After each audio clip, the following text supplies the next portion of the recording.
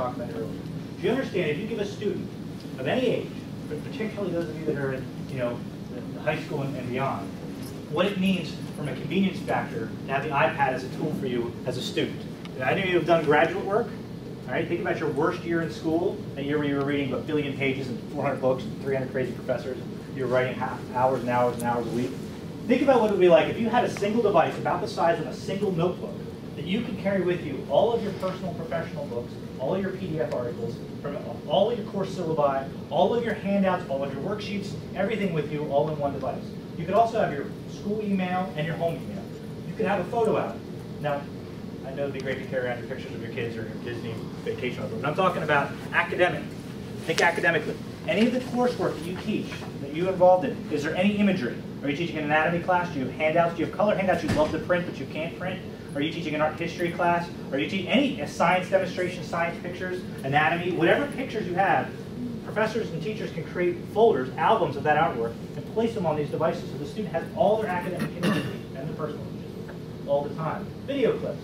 Yes, they can have the latest copy of whatever movie they want to watch, and they can download it, buy it, and watch it very, very inexpensively and quickly. But more importantly, from an education perspective, they can keep all the science demonstrations with them. They can keep captured lectures with them. If you are a student who has problems decoding, right? Say you're listening to somebody speak, and you're trying hard, but you have a vocabulary issue, you have some sort of cognitive issue, maybe it's just an ELL issue, maybe it's just a language barrier. If you can capture that lecture and watch it again and again and again, or watch it with a coach, slow it down, even slow down the rate of speed, this becomes a really powerful tool. Not to mention, hey, you've got the whole World Wide Web with you. All those web resources or interfaces that you need. You have an application like Papers, which we'll talk about a little bit later, mostly a higher education application that allows you, or if you're in higher ed, and even K-12, if you subscribe to any journals, JSTOR, PubMed, whatever electronic journals you're using, even local journals or local electronic journals stored in your local library or your campus library, Papers connects to all those journals and aggregates all that information with you all the time. You have an application like Goodreader that allows you to open up any document and mark it up. So you can open up somebody's homework. It doesn't matter whether they wrote the homework as a PDF, as a Word document, as whatever, as a text file, as a Pages file. You can open it up, you can highlight it, mark it up, write on it, and send it back to the student. Right? And if you're in a university setting, chances are you probably have a mobile application that interfaces with all your scheduling resources and all those types of elements. Just think, just from the convenience factor alone, do nothing else. Having all that with you all the time, no more backpack full of books, no more massive carry, no more lost paper, everything with you all the time. That alone makes the $500 device start to look pretty attractive. Just from a convenience factor alone, it becomes a very powerful way of doing things. Well, in fact, just going paperless alone, this is a device where you can really start to think as a university, as a college, as a high school, as a middle school, to start going paperless. In fact, Fraser Spears is one of the first folks to do a one-to-one initiative with the iPad. He's from Scotland.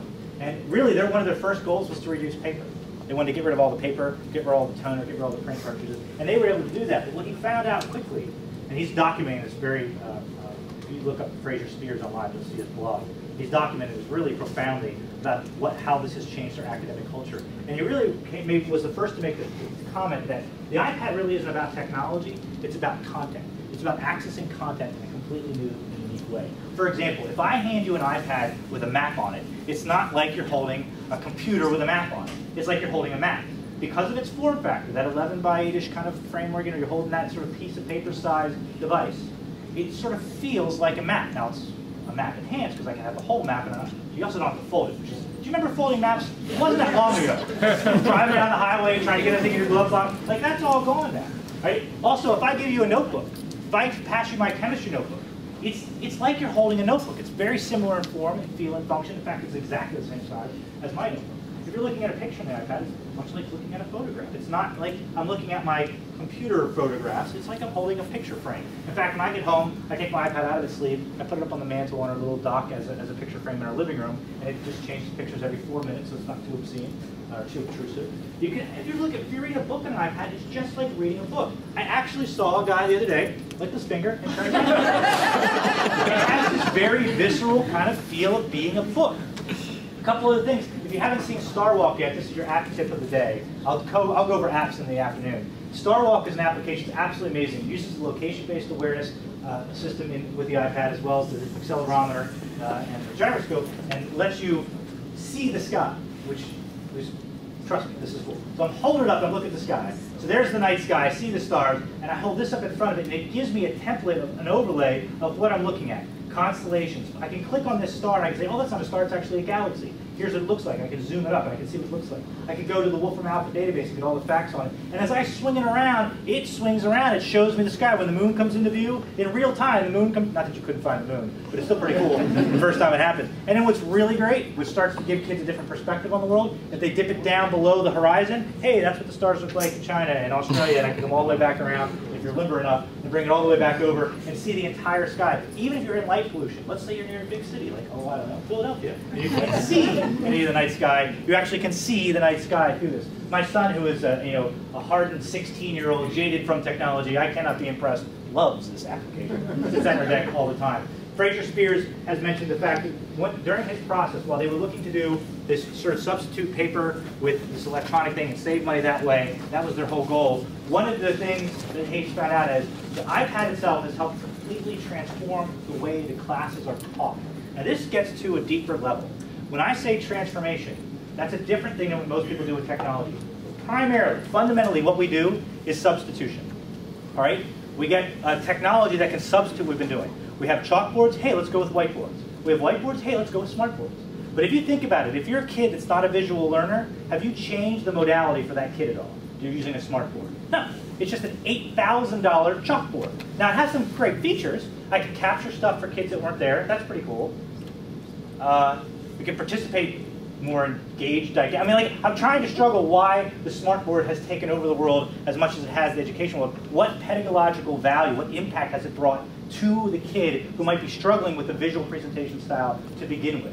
What we're talking about is going bigger than that. The iPad will allow us to start revolutionizing the classes in ways we never thought of. When I say transformative, let's just take books on the iPad. Yes, I can take a PDF article that was on my computer or that I printed out and I can move it to my iPad and I can use the iPad instead. That is a substitution. I can just read a book on my iPad, same as I read it in a regular book. That's substitution. Where it becomes transformative is that book not only is the book, that book also has the ability, I can click on any word and get a contextual definition right there. So when we're teaching and kids are learning new stuff, obviously new vocabulary is in vogue, I'm going to be able to look up all the new vocabulary in real time. Even better, I can, as I'm going through the book, I can embed video in the electronic book format. It's called EPUB format. We'll talk about EPUB in a second. I can put EPUB in the EPUB. I can put a video. So you can be reading. Suppose this happens to be Nixon Land, a biography of Nixon. In the middle of the video, middle of the book on Nixon, I can include historical primary footage videos. You click on them, they come to full screen. I watch them. When they're done, it goes back to the regular size, right back to my text. Now think about this. It's science. I can do a science demonstration. It's literature class, or it's a foreign world language class. I can listen. I can have audio clips of native speakers in my world language book.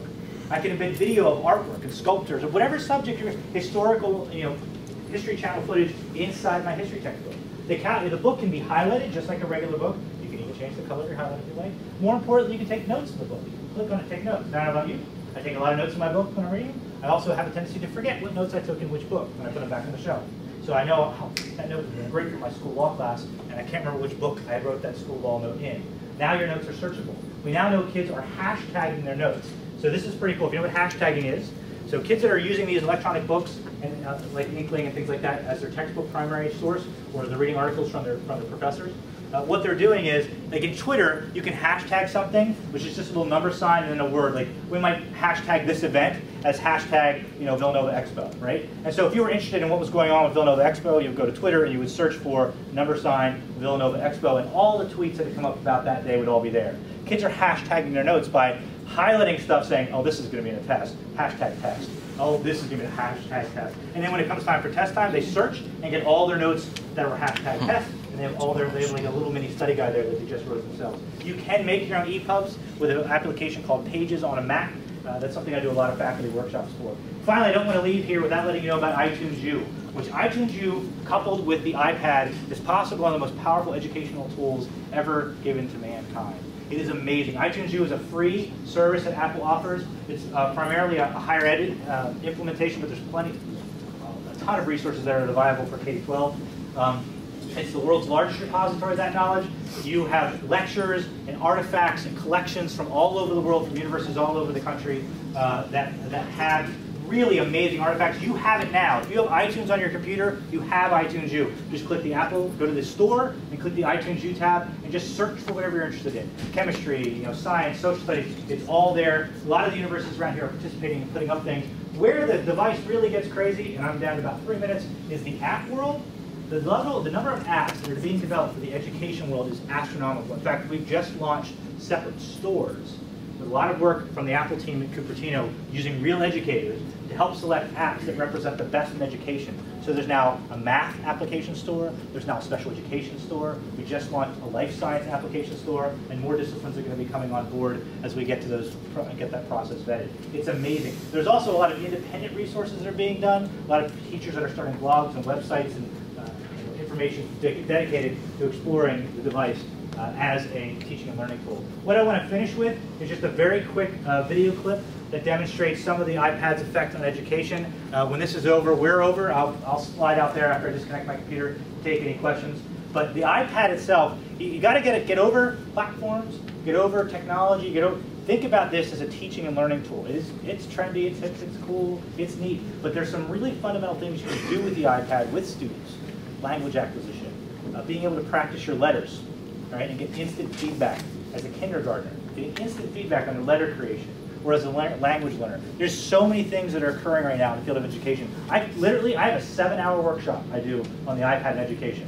So we just covered a little snippet of it, right? So I'm going to do this little piece right now. I'll shut up for a couple minutes, and we'll watch this.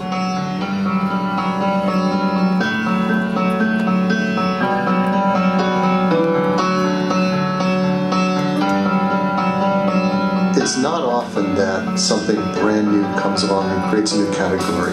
That's a very rare moment in time. So it's very easy when something new launches that naysayers come out of the woodwork and all beat it down and say why it's not going to work. And it's so gratifying to see that instead it's one of the greatest things we've ever done. No one predicted in their highest estimates to be as successful as it has been. The iPad, according to some industry experts, is the fastest growing new product in history. In 10 years of retail, I've never seen anything like the launch of the iPad. Developers and customers are taking it. A complicated process. The iPad is absolutely part of our clinical practice here. The screen size gives us enough real estate to be able to create materials and applications that are meaningful to them. We're not curing autism, but we're offering a tool that improves the potential of a person with autism. It gives them more opportunities to be better communicators, to be better understanders, to be better learners. The iPad is clearly the next step. It's a game changer. I define a miracle as something that comes in and changes your life for the better that you did not expect, that you never thought could happen. When Leo was first diagnosed with autism, it really knocked me sideways emotionally, just to think that things would be difficult for my child. You never want anything to be difficult for your child. It's hard for Leo to be independent. It's hard for him to self-direct. But with the iPad, it just makes him happy and independent. And he didn't have that ability before. This is something that my son can do, He doesn't need me. I don't want him to have to need me all the time. So.